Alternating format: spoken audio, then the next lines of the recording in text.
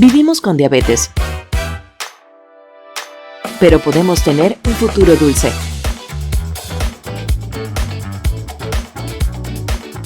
Hola, hola, qué bueno que nos acompañas en No Soy de Azúcar Podcast. Hoy te presentamos un nuevo episodio que trae una conversación bastante interesante. Como sabes, este espacio está dedicado a hablar sobre la diabetes desde la información, las experiencias y esas historias que merecen ser contadas. Soy Madeline Arnaud y muy feliz te acompaño junto a mi compañera Wendy Cepeda. Hola, Wendy. Hola Madeline, ¿cómo estás? Aquí muy feliz de estar en otro episodio.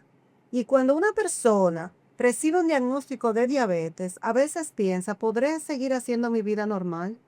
¿Podré continuar con mis planes? ¿Qué va a pasar ahora? Y justo de eso queremos hablar en este episodio. Así es, porque la buena noticia es que la diabetes no tiene por qué ser un obstáculo para cumplir tus metas, para vivir la vida como gustes y para nada en la vida. Por eso este episodio quisimos titularlo La diabetes no me detiene. Queremos darle la bienvenida a continuación a dos invitados muy especiales que nos acompañarán para hablar desde su punto de vista como personas que viven con diabetes y de lo que hoy día hacen a través de las diferentes fundaciones en las que trabajan. Por un lado tenemos a Melanie Goldring, directora ejecutiva de la Fundación Ayuda, que es una organización internacional que prepara jóvenes voluntarios para acompañar a su vez a niños y adolescentes con diabetes a través de campamentos y programas en diferentes países. También nos acompaña Manuel Aquín, coordinador de impacto comunitario y alianzas estratégicas de la Fundación Aprendiendo a Vivir, quien forma parte del equipo hace ya unos años y trabaja desarrollando conjuntamente con Ayuda el campamento de nuestra Fundación Campo a Vivir. Bienvenidos, Emanuel. Cuéntanos, antes de hablar un poquito del trabajo que haces con la fundación, o la dama primero, porque dicen las damas primeros. Como quieran, él es el mejor amigo mío, así que si quiere primero, estoy feliz. Quisiéramos saber de parte de ambos, antes de hablar de lo que hacen meramente con las fundaciones y demás, ¿cómo se sintió para ustedes el haber recibido el diagnóstico? Especialmente me llamó la atención, Emanuel, porque era muy niño cuando lo recibió y tengo entendido que hubo un tema ahí de aislamiento y demás. Me gustaría que tú nos cuentes tu experiencia. Sí, mira, a mí es muy interesante porque para mí el diagnóstico fue muy pobre. Yo tenía 5 años y me diagnosticaron.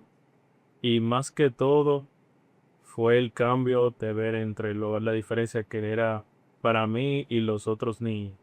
Porque de un momento al otro me dijeron, mira, entonces ahora tú tienes diabetes y no puedes comer lo mismo que comen los otros niños o tienes que ser más cuidadoso. En esa época no había tanta educación en diabetes tampoco que pudiera ayudar a así con navegar A dar ese soporte. sí. Ujú. Y fue realmente una prueba y error para mis padres.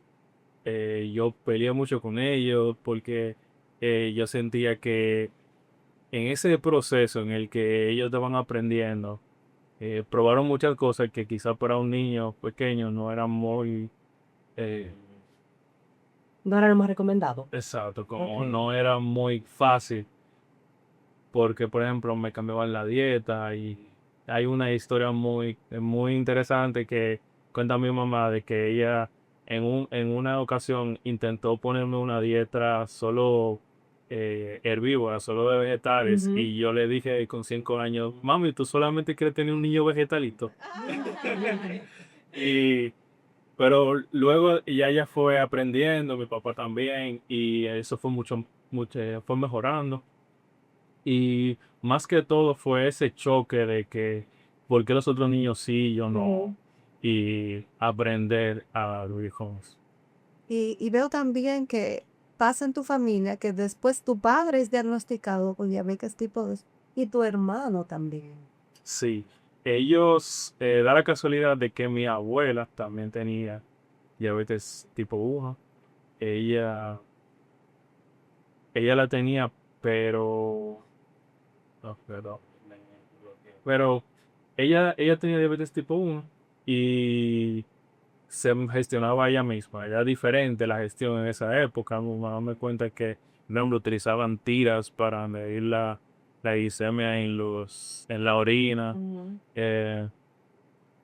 Pero para cuando a mí me diagnosticaron, mi mamá tuvo que reaprender todo otra vez. Y ella no tenía mucho conocimiento tampoco. Pero la suerte conmigo fue que para cuando mi hermano y mi padre fueron diagnosticados, ya yo tenía mucho conocimiento, ya estaba en la jamerita. Ujú. Y como dicen por ahí, la información es poder, entonces ya en el caso de ellos pudieron vivirlo de manera diferente, me imagino. Correcto. En tu caso, Melanie, ¿cómo fue recibir ese diagnóstico? ¿Qué edad tenías? ¿Qué pasó por tu mente, si recuerdas? Pues al inicio de año 2007, creo que fue, yo comencé a tener síntomas, pero no sabíamos que eran síntomas de la diabetes. Yo perdí mucho peso, yo tenía mucho, o sea, yo recuerdo estando en el aula en mi escuela primaria y yo tenía una botella de agua en mi escritorio.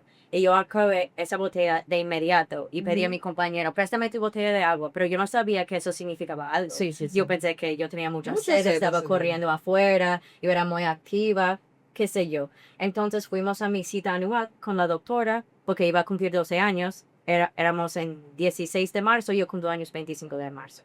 Y estamos haciendo los chequeos normales y de repente la doctora me pide salir del cuarto. Ujú.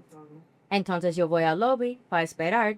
Estoy esperando, mucho tiempo está pasando y hay una mamá en el lobby también quejándose a la enfermera, ¿por qué están tomando tanto tiempo? Yo tengo rato esperando y la enfermera le responde a ella y dice, estamos manejando una emergencia. Yo no sé que yo soy la emergencia, Ajá. solo sé que me sacaron del cuarto y yo estoy esperando, así que yo pregunto a la misma enfermera, ¿puedo volver? Y me dice que sí.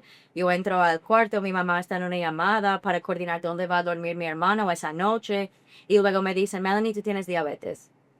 Wow. Y lo único que yo sabía de diabetes son inyecciones. No, yo digo, ok, wow, no sé, yo ni sabía qué pensar porque yo tenía 11, casi 12 años. Ujú. De ahí me mandaron al hospital infantil en Los Ángeles, Children's Hospital, y no había suficientes camas para yo dormir allá, así que me dieron el suero, me bajaron la glicemia y me mandaron a casa. Sí, yo pasé la noche en mi casa. Lo único que nos dijeron fue que ella no puede comer carbohidratos.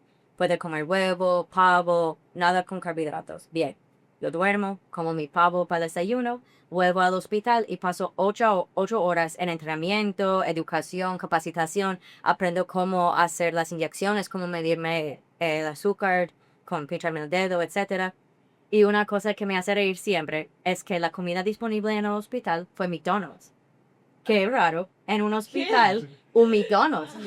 Sí, Así que mi primera comida real con insulina, con la diabetes, fueron McNuggets de Oh, McDonald's. wow, ok. Ajá, pero yo digo como sí es cómico, pero también me dio esperanza. Sí, Como, ok, sí. yo puedo seguir comiendo Ujú. lo que sea siempre y cuando me dé la insulina, porque estoy comiendo McDonald's. Como mi doctora va a decirme, sí, vete a comer Ajá, McDonald's. ajá. Así que bueno, comí mi McDonald's, ese fue el fin de semana y el lunes me tocó volver a la escuela y yo no quería decir a nadie. Ujú. Porque no quería ser diferente, como Manuel estaba diciendo, uno siente muy como, wow, yo no soy una niña normal ya. Ujú. Yo soy una niña que tiene que hacer esto y esto y esto y nadie más. Ellos pueden seguir disfrutando, comiendo lo que sea, corriendo, no tienen que pensar en nada.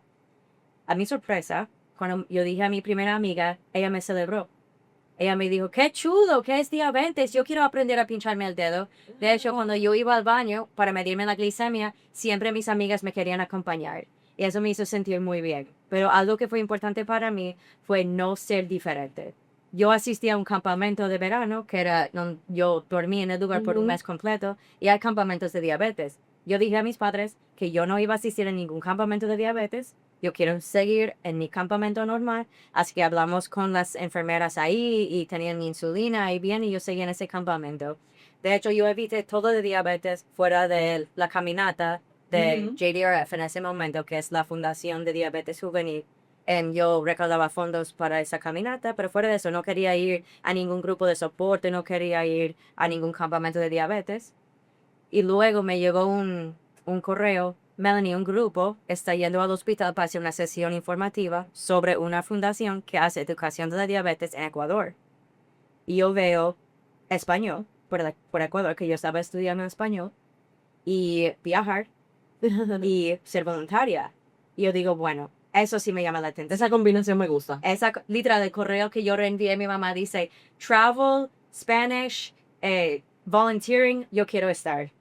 Y yo fui a la sesión informativa y es el inicio de mi historia con la Fundación Ayuda, que eso fue en 2012 y ahora estamos en 2026 y sigo aquí. Pero ya no en Ecuador, aquí en RD. Qué historia tan interesante, Wendy, ¿eh? Yo creo que invitado tras invitado, nosotros nos vamos dando cuenta cada vez más que cada uno vive su historia de manera distinta, que mientras unos sí necesitan ese grupo de apoyo, hay otros como Melanie que lo encuentran en su círculo más cercano y entonces lo viven de una manera distinta. Y me resulta interesante sobre todo para nuestros espectadores que viven con diabetes, que sepan que de algún modo u otro pueden encontrar su camino. Y en relación a eso mismo, ¿en qué momento? Melanie dice que ya muy jovencita ella se propuso que eso no iba a cambiar, ¿no? Su forma de vivir. Pero en el caso tuyo, Manuel, en el caso quizás de Melanie, ¿en qué momento de sus vidas, tras su diagnóstico, ustedes dijeron, ok, puedo seguir haciendo mi vida normal? ¿En qué momento ustedes entienden que eso pasó? Para mí fue cuando yo tuve que defenderme contra gente que quería tratarme diferente. Y yo tuve que abogar por mí misma y decir, yo no soy diferente. Como, de hecho, mi abuela la quiero con todo mi corazón, pero ella es muy cuidadora. Así que al inicio ella como, tú estás bien, ¿cómo está tu vida? Como dándome demasiada atención. Y yo tuve que decirle varias veces, yo no soy diferente, yo puedo seguir con mi vida con esto. Lo que yo no sabía es que mis abuelos estaban en cursos también de diabetes para aprender, no me lo habían dicho, pero por eso ella estaba tan como consciente, estaba prestando mucha atención a la diabetes, estaba muy pendiente porque ella estaba también aprendiendo, pero yo no sabía eso. Eso como yo dije, no, yo soy igual. Otra abuela mía, yo estaba pasando muy mala noche con la glicemia muy alta, ella es psicóloga para hacerme soltar mi frustración y recordarme que soy una niña normal. Estábamos en un viaje de esquiar con mis primos y yo estaba despierta en la madrugada y ella ahí. Y no sé si es por ser psicóloga o simplemente por su forma de ser. Me dijo, Melanie, dile a eso que se joda, que eso no es nada, que tú eres Melanie y ya, seguimos adelante. Vamos a hacer lo que tenemos que hacer y seguimos. Y después de ahí hasta ahora, yo pienso, ella se falleció hace muchos años ya. Y aún así tengo su voz en mi mente cada vez que estoy enfrentando retos con la diabetes. Que no, que se joda que yo pueda seguir. Y disculpen. Y en tu casa, Manuel. Bueno, yo creo que en mi caso, un poquito diferente en mi sentido. Va muy relacionado, pero es un poquito diferente porque escuchando la historia de Melanie, ella tuvo la independencia desde el inicio. Como a ella le enseñaron a inyectarse desde muy, bueno, pero como yo era muy pequeño, mi mamá era la que me inyectaba. Y durante mucho tiempo, quizás hasta los 12 años, 13 años, todavía recibía inyecciones o mi mamá estaba todavía encima de mí. Y ya cuando llegó esa época, yo comencé a tratar de buscar más independencia. Y me daba cuenta que en la escuela las profesoras intentaban como darme más cuidado o eran más permisivos, por ejemplo, porque mis padres hablaban con ellos y le decían que tenía que darme permiso para ir al baño, en caso de que yo quisiera. Y los niños no veían eso como Justo. muy justo. Habían Y favoritismo. sí, entonces se sentía como un favoritismo. Entonces yo comencé a desarrollar eso como de que no quería que otras personas supieran que yo tenía diabetes. Entonces, como ya en mi primera escuela, yo no, ya era imposible que yo como que yo lo evitara porque ya todo el mundo lo sabía, pero cuando me cambiaron de escuela, a mí me pasó que yo no quise decirle a nadie, yo vivía como un niño normal. Y yo me iba al baño, me ponía mi insulina, yo me medía mi glicemia. Yo incluso era tan hábil al momento de tomarme la glicemia que yo podía hacerlo delante de las personas sin que ellos se dieran cuenta. Y era precisamente buscando eso de que no me trataran diferente. Y creo que sí que fue como en mi adolescencia que yo comencé a tomar esa independencia. Empoderar. Y ustedes ambos, porque tú llegas a la Fundación Aprendiendo a Vivir a los 16 años, ¿cierto? Sí. Y Melanie llega ayuda y ella decide ir a Ecuador a ayudar a personas que viven con diabetes. Háblenme un poquito ambos de esa trayectoria de ustedes. Tú, como persona que recibió apoyo de la Fundación Aprendiendo a Vivir, que luego te dedicas al voluntariado, luego ya tienes una posición específica dentro de la fundación y tienes una trayectoria increíble con reconocimientos internacionales. Y Melanie, que Llega Ayuda como voluntaria. Queremos que nos hables un poquito de eso también y tu trabajo actual. Háblame un poquito de esa transición ya de voluntarios a tenerlo como trabajo en sí.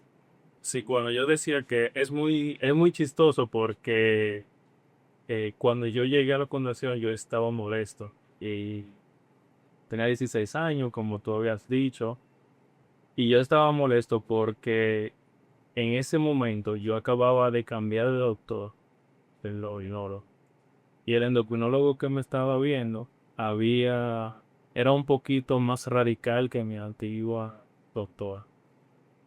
Y también había cambiado mi insulina y esa insulina no me estaba funcionando. Entonces me pasaba que yo, por ejemplo, no comía, pero mi glicemia siempre estaba alta, aunque yo no hubiera comido nada. Y también había cambiado mi dieta y yo estaba incómodo y no quería saber de la diabetes en ese momento. Y además la adolescencia con las hormonas revolteadas, Exacto. hermano, eso se hace muy difícil. Qué cóctel de situaciones. Sí, y entonces yo llego a la fundación y la primera persona que nos recibe a él y a mi madre, que es la tía Sandra, y la tía Rosario. Y recuerdo que tía Sandra estaba hablando con mi madre como aparte, y luego de habernos recibido, y también me pusieron a hablar con Rosario, y ella me estaba tratando de empoderar, porque ella estaba viendo lo que estaba pasando, pero yo no quería saber de nada de lo que me estaba diciendo. Y incluso fue como muy, por decirlo así, como muy interesante porque yo en ese momento todavía no tenía la fundación en mi cabeza. Como yo, bueno, pues llevaron otra cosa de diabetes. Pero la tía Sandra nos invitó al campamento en ese momento. Y cuando vamos al campamento, eh, yo comienzo a ver a los otros voluntarios, a los otros chicos, y comienzo a ver cómo ellos viven, que ellos son más libres, que, que a ellos no les molesta que otras personas sepan que ellos tienen diabetes, que si vamos en el metro y hay que ponerse la insulina, se la ponen, que podemos ir a comer pizza, a comer vuelta y cosas, y no hay ningún problema. Y esa, esa comunidad que me encontré en la fundación fue lo que a mí más me tocó, porque durante mucho tiempo yo pensaba que yo era la única persona que vivía aquí, pues no conocía más nadie. Y eso a mí me cambió la vida, que ahí yo conocí a mi mejor amigo, policía Veran. Ese mejor amigo es mi esposo. Y realmente eso a mí me cambió porque yo pensaba que yo vivía solo, que nadie más entendía por lo que pasaba. Incluso todavía en el momento en el que yo voy a la fundación, yo todavía no entendía porque en ese momento no había otros niños con diabetes, yo fuera. Y no conocía más nadie, pero yo vi personas de mi edad que no solamente ellos vivían con diabetes, ellos también educaban a otros niños y les enseñaban cómo ellos vivían y cómo la diabetes no era un problema, que no había que ocultarlo. Y básicamente ese mismo verano eh, yo me empoderé en el mismo campamento. Yo comencé a participar, comencé a tomar más participación y la tía Sandra vio eso en mí y me dijo, tú vas a ser voluntario. Y a partir de ahí yo me uní, comencé a participar en los otros programas y de ahí no se ha parado. Al final terminé eh, convirtiéndome en director de programa. Desarrollaste un programa de mentoría para padres, háblame un poquito de eso. Sí, yo desarrollé un programa, yo participé yo apliqué a un programa que tiene eh, Conduce bien. no, no es el IDF, es el Life. Life. Right for a shot. Sí, ellos tienen un programa que se llama Changemakers, en el que ellos daban un grant, financiamiento Pero así, a proyectos que estuvieran relacionados con diabetes. Y yo fui uno de los seleccionados, es decir, de 21 países. Me seleccionaron a mí para desarrollar un proyecto y financiar un proyecto que padres que vivían que están experimentando por primera vez la diabetes, que están pasando por ese periodo, eh, son acompañados por otros padres que ya vivieron esa experiencia. Son mentores y que le ayudan a vivir ese camino inicial tan difícil, que, que es básicamente lo que mi mamá hubiera querido tener en ese valor. Lógicamente, sí. Y ese fue el proyecto que yo desarrollé.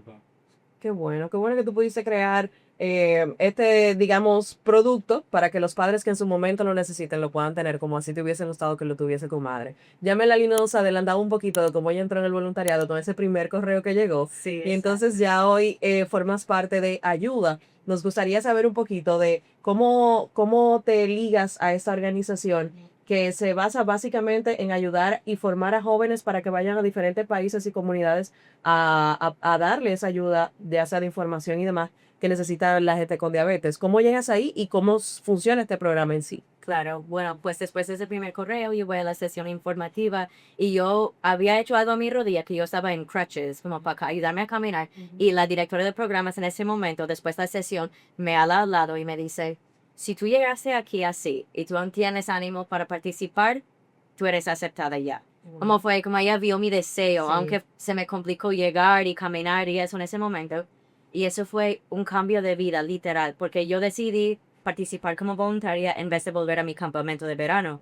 Y yo me quedé con una familia, una madre soltera y su hija, y ellas vivían en como un terreno con varias casas, donde vive la tía, la abuela, y yo me sentí tan bienvenida. Y también esa niña vivía con la diabetes, así que poder compartir, yo teniendo 17 años y ella teniendo como, digamos, 9 años, de poder compartir, aprender juntas y también aprender con las demás personas que tienen diabetes, que hacemos campamentos parecidos allá, que hacemos aquí en RD, y es como una gran reunión de personas de diferentes lados del mundo uniéndose nada más para celebrar la vida. Oh, y tenemos diabetes, como que es una parte Sí. de buen sentido. Y eso es algo que me gustó, algo que yo siempre digo con el grupo de ayuda, es que en ninguna situación somos la mayoría, generalmente somos la minoría, siendo personas con diabetes.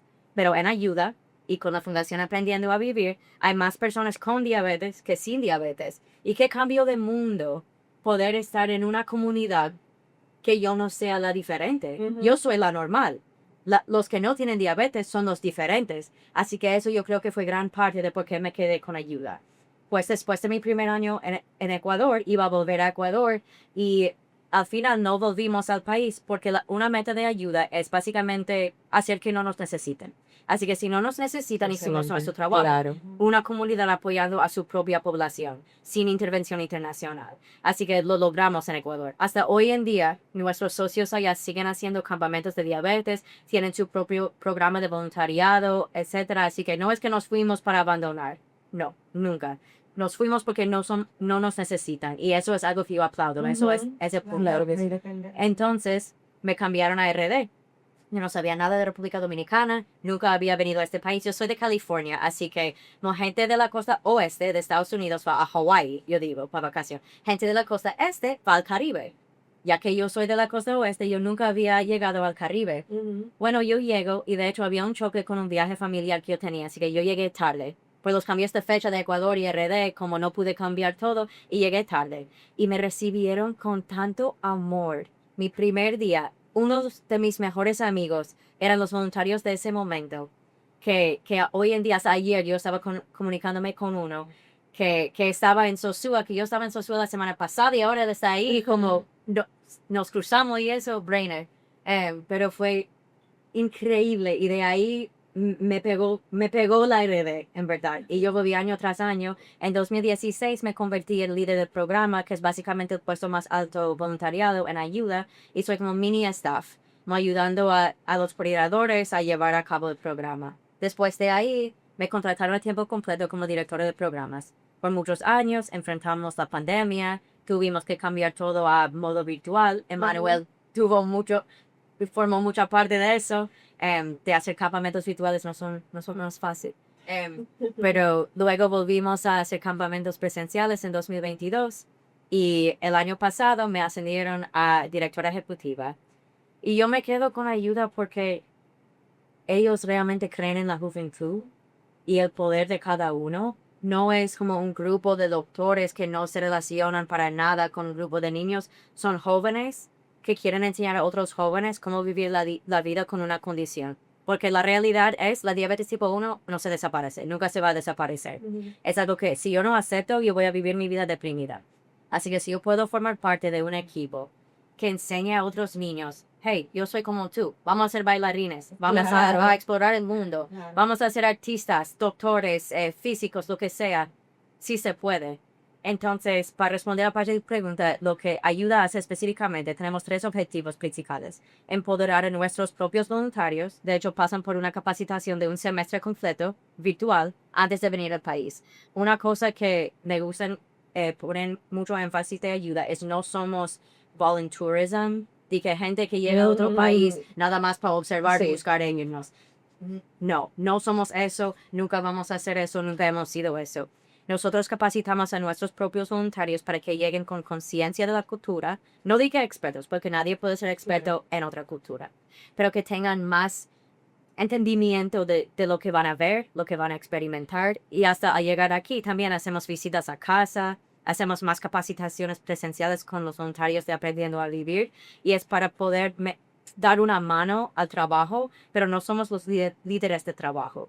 Y así las habilidades que desarrollan nuestros voluntarios pueden llevar esas habilidades a cualquier otra parte de su vida. Claro, si se quedan con ayuda, bien. Pero si quieren ir a fundar su propia fundación, si quieren aprender a recaudar fondos o hacer algo como lo que Manuel hizo, aplicar para una subvención, para recibir dinero de un proyecto, así ellos sienten empoderados de hacerlo. Ese es un objetivo. Segundo, claro, es enseñar a los niños que viven con la diabetes tipo 1 que la diabetes solo es parte de la vida, no define quiénes son. De hecho, nosotros decimos, yo vivo con la diabetes. Yo no soy diabética, por eso no. Yo también, yo monto caballos. Yo soy mamá de perros. Y tengo diabetes. Una parte de mí es súper importante, no puedo ignorarla, pero no es todo de mí. Y me encanta ver a los niños cambiando su forma de hablar al inicio del día de campamento, al final del día de campamento, que dicen, yo vivo con la diabetes como tú. No, yo soy diabético como tú. Y eso hace gran diferencia. Y el tercer objetivo es ayudar a crecer la fundación local para que, como pasó en Ecuador, al final puedan atender a su propia población sin intervención internacional. Y de hecho, Emanuel recibir este puesto ahora es gran paso hacia esa meta, porque ya yo sé que lo que sea que pase con ayuda, la fundación entre Emanuel y el resto del equipo están en muy buenas manos. Hablando un poquito, ¿no? De la diabetes, dejándola más bien en un segundo plano. Si ustedes tuvieran que describir su vida en una sola frase, ¿cómo describirían su vida? Bueno, yo soy trabajadora social y yo practico política social y me encanta contribuir a fundaciones que están mejorando específicamente la educación, que sea educación tradicional, de preescolar, de primaria o educación de salud. Yo me he dedicado a vivir una vida así, colaborando y contribuyendo a la mejora del mundo. Wow, pero Em, bueno, yo soy un apasionado de la tecnología. eh, yo soy ingeniero de software, con hacker ético. Muy bueno, de hecho. Em, Me apasiona aprender, viajar y conocer personas increíbles. Y sé qué más decir, pero quisiera, si tuviera algo que decir de mi vida, es que quisiera vivir sin Araucanía. Excelente, excelente. Ya ahí nos resumieron perfectamente el concepto del episodio Eso de que la diabetes no me nos detiene. así mismo. Para cerrar esa primera parte de este encuentro, queremos hacerles una pregunta, no sé si sea sencilla o no, pero es la siguiente. Queremos que se imaginen a ese niño de 5 años, a esa niña de unos 11, 12, el momento en el que recibieron ese diagnóstico. Si ustedes tuvieran así como una cámara del tiempo y pudieran ir al frente de ese niño para decirle algo, en ese momento de miedo, de incertidumbre, ¿qué le diría el yo de hoy a esos niños que recibieron ese diagnóstico en ese momento? ¿Quién quisiera empezar? La diabetes es la mejor cosa que me ha pasado. Wow. Literal. Yo no hablé mucho de eso, solo se mencionó con su mejor amigo, Ujú. pero mi esposo era voluntario como Manuel. Llegó a la fundación no queriendo estar ahí, con muy mala actitud. Se unió al grupo de voluntarios y nos fuimos conociendo. Y es una historia maravillosa, en verdad, porque hicimos a larga distancia mientras yo hacía mi maestría. Nos mudamos a Cabarete para otro trabajo que yo estaba haciendo. Nos casamos ahí en Cabarete. Ahora vivimos en Los Ángeles. Claro, la diabetes me cambió la vida de muchas formas, pero me dio el amor de mi vida y literalmente sin la diabetes yo no sé lo que habría hecho. Quizás yo habría seguido en el campamento de verano. Quizás yo me habría quedado en California toda mi vida. Sí, yo me mudé a RD y ahora cada vez que yo vengo aquí me siento casi más en casa que en mi propia ciudad. Literal, porque aquí no hay ninguna persona como una persona dominicana, literal. Como me aceptan desde el primer día. La primera vez que yo fui a la casa de mi esposo, Emanuel me acompañó porque yo tenía miedo de mi español. No era como mi español es ahora. Yo hablé español, sí, tú puedes decir, pero Ujú. yo contaba mucho con su ayuda. Pero me dieron comida, me invitaron como si me hubieran conocido toda mi vida. Y eso, yo le diría a esa niña, acéptala o pasa por el duelo y todo lo que hay que pasar, pero va a ser la mejor cosa que te ha pasado en la vida. Qué belleza. ¿Y en tu caso, Manuel? Yo le diría que ahora se ve difícil, pero que se puede vivir, pues. Y que a medida que vaya pasando el tiempo, se va a ir haciendo más fácil y muy placentero. Qué bonito ver el camino recorrido y luego de haber pasado por todo eso, poderle dar esperanza a una persona que está iniciando ese camino. A mí hasta se me aguan los ojos. Sí, la verdad es que la manera en la que cuentan su historia, sé que va a llenar de mucha esperanza a jóvenes, familias en general que están viendo que este capítulo, así que gracias por compartirlo con nosotros. Pero aún no terminamos, ¿eh? Queremos hablar ahora acerca de una experiencia que ha transformado la vida de muchas familias, de muchos niños, y se trata de Campo Amigo. Cuéntenos de esta iniciativa, qué hacen allí, a quién va dirigido. Campo Amigo es, ¿cómo uno describiría Campo Amigo? Es un campamento de verano con un poquito de educación de la diabetes. Un campamento Chulísimo. como hay cientos de niños que asisten, hacemos sesiones de arte, de deportes, de educación de la diabetes, pero al final el punto es que tengan el mejor día de su vida y que se sientan más independientes con su diabetes, obvio. Al final del día, si tienen 5 años, 18 años, yo tengo diabetes, yo me encargo de mi diabetes. Claro, hay una comunidad que nos apoya, pero al final del día yo no soy diferente, vivo con ella, no por ella, es lo que ustedes dicen, ¿verdad? Em, pero es un campamento de verano, pero específicamente para nuestra comunidad de gente con diabetes. ¿Qué esperan los niños cuando llegan al campamento? ¿Qué pueden esperar? Juegos, muchas actividades divertidas. Hay muchos otros niños que comprenden cómo es vivir con diabetes, principalmente que eso fue lo que a mí más me cambió y me tocó cuando yo fui por primera vez. Eh, Ahí en el campamento, tú no eres, como decía Melanie ahorita, todos, ahí somos la mayoría. Los que viven con diabetes, ahí somos la mayoría. Ahí eh, aprendemos, jugamos, nos divertimos, lloramos cuando ya nos tenemos que despedir, Bailamos. bailamos, claro que sí. Y es un conjunto de actividades que están totalmente diseñadas para que nos divirtamos, aprendamos y que queramos volver. Pues, Buenísimo. Tengo entendido que ayuda también coordina el hecho de que algunos voluntarios de otros países vengan a participar en el campamento. Esos son los voluntarios que pasan por el entrenamiento Ok. de la primavera, básicamente, y vienen a ser monitores, se dice para counselors, conjunto con los voluntarios locales. Y ellos en conjunto planifican todo el día. Yo digo, por ejemplo, a mis voluntarios y a los voluntarios locales, ok, iniciamos a las 8 de la mañana, terminamos a las 5, tienen que hacer actividades de arte, deportes y educación, suerte.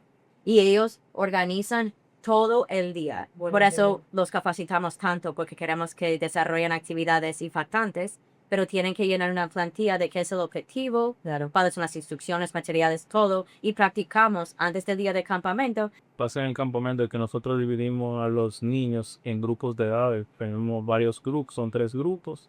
Tenemos el grupo verde, donde están los más pequeños.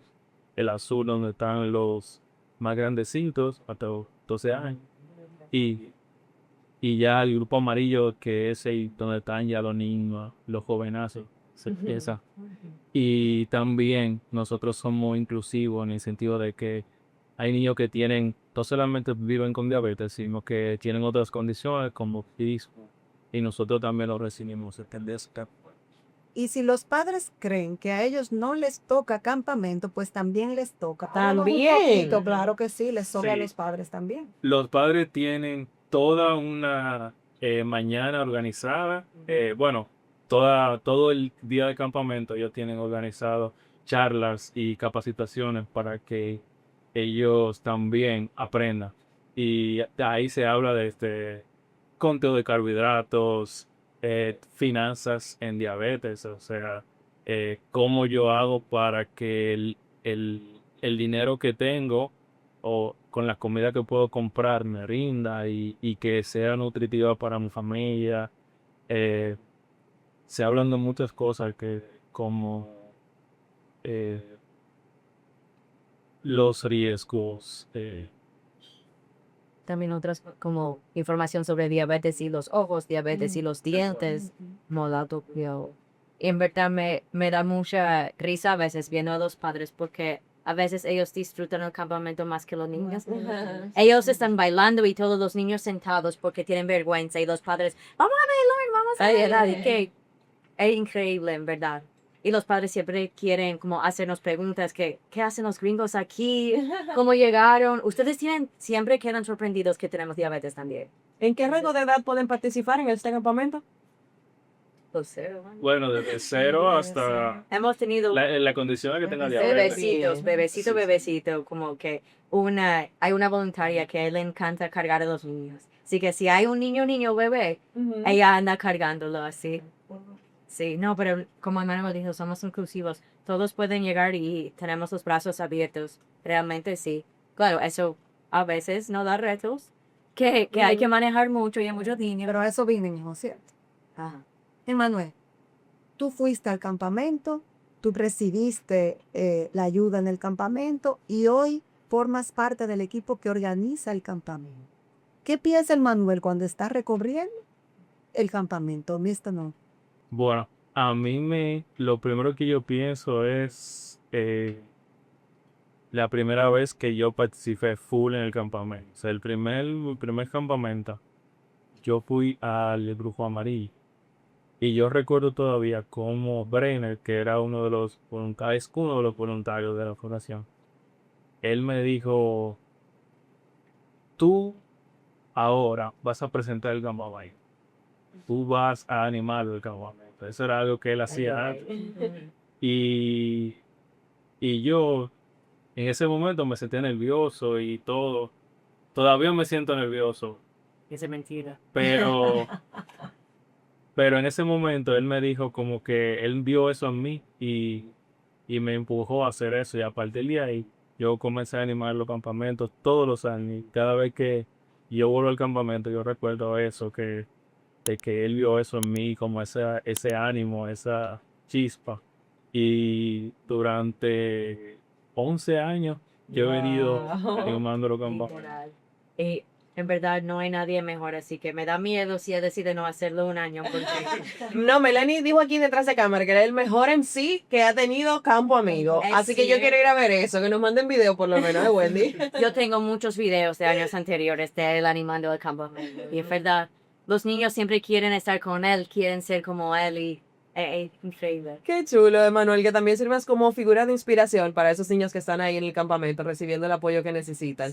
Ya nos queda agradecerles a ustedes el acompañarnos en este episodio y sin duda alguna esta conversación nos ha dejado claro el mensaje de que la diabetes puede cambiar tu rutina, pero no tiene por qué cambiar tus sueños. Con apoyo, con información y con comunidad definitivamente se puede vivir de manera plena.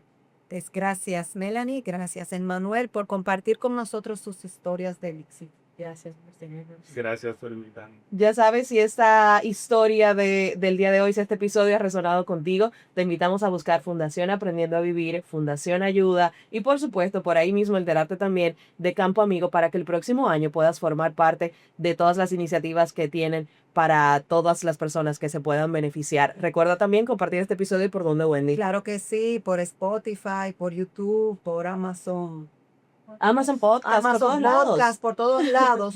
Búsquennos que van a haber muchas historias increíbles de personas que viven con la condición. Hasta la próxima.